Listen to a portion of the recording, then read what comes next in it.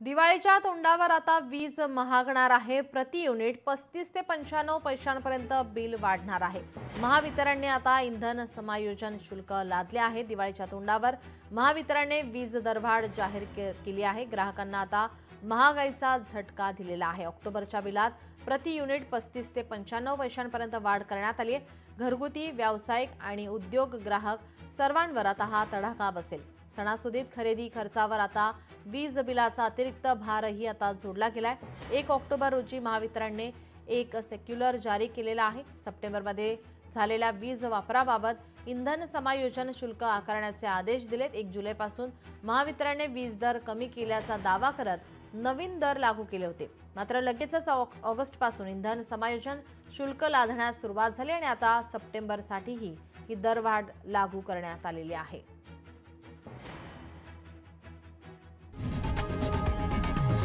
लोकशाही मराठी ऐका, पहा, जागरूक रहा.